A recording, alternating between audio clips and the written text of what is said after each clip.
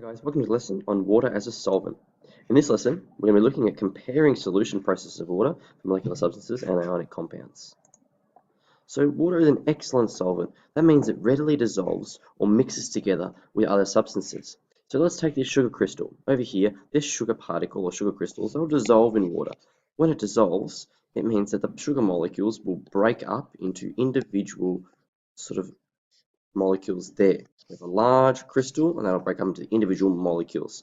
That means, or that process is dissolving, and if it's done well, or if a high degree of the sugar crystals break up into their respective molecules, that means it will be very soluble. So an aqueous solution, that just means a solution in water that's formed by adding a solid, liquid or gas in the water. And the solid being dissolved, usually, can be a gas, can be a liquid, is known as a solute. Solute is what's being dissolved, as you can see here. Whereas what's dissolving, usually water, is the solvent, and the combination of both of them is called a solution. There's your solute, your solvent is a liquid, and your solution is the combination of the two mixed together. Now, aqueous solutions. So polar substances, such as water, now remember, they're polar because they have a difference in charge. So the hydrogen atom will have a delta positive charge, and the oxygen will have a delta negative.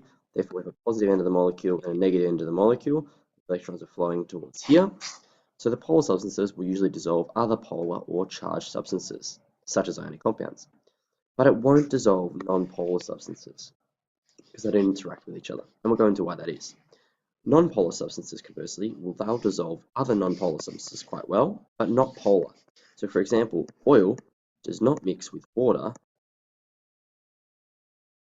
because oil is non-polar and water is polar. So the like does not dissolve the like.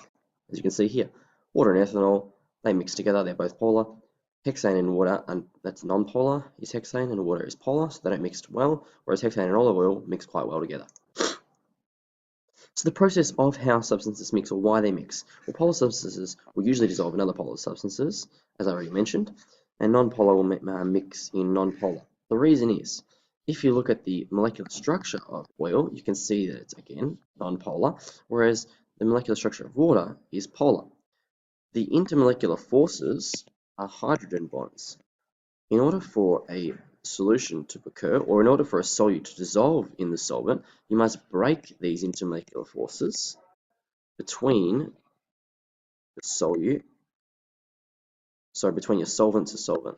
So we must be breaking intermolecular forces between water and water. When we break those intermolecular forces with water and we bond with more intermolecular forces with, say, another compound like ethanol, that will mean that compound will dissolve. However, the energy or the ability of say, oil to dissolve in water will not occur because oil is bonded with dispersion forces, whereas water is bonded with hydrogen bonds. You can't break those hydrogen bonds between water in place of dispersion forces for oil. So there's a lower energy to do so, which means that we can't break them. As I mentioned, molecular substances are often insoluble, don't mix in water. So non-polar won't dissolve in water, polar will dissolve in water, and that's usually with an OH group. Usually they dissolve because of an OH group. So you can see here's the hydrogen bond between two ethanol molecules, and the hydrogen bond will form between water molecules. This bond will only break if the intermolecular force is strong enough to do so. So we can't get dispersion forces breaking this because dispersion forces are weaker bonds than hydrogen bonds. Whereas hydrogen bonds could break this hydrogen bond here. This is just showing you the process of dissolving here. You can see that here's your salt, and that salt will be down to the water. It's a charged particle. The water molecules just surround it, and that causes the dissolving process. So this here is an ionic compound, and we've also talked about molecular compounds such as covalent bonds, or atoms formed by covalent bonds. So if we look at molecular compounds, such as hydrogen chloride or hydrogen fluoride or nitrous acid or nitric acid, they'll easily dissolve in water, and that's known as ionization. The reason is they'll form two ions. They'll break apart into their ion forms. So here's HCl, one of the protons over here will be accepted by the water molecule, and then that proton will be lost, and you have the chloride.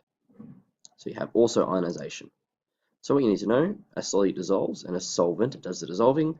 From a solute to dissolve in a solvent, there must be an intermolecular attraction between the two particles, and like dissolves like. So polar will dissolve polar molecules, and nonpolar will dissolve nonpolar. This is what you should be able to do by the end of the lesson. Identify and explain the difference between a solute, solvent, and solution. Know that like dissolves like rule, and draw and explain how a compound dissolves in water with intermolecular forces in your diagram. Thanks for watching.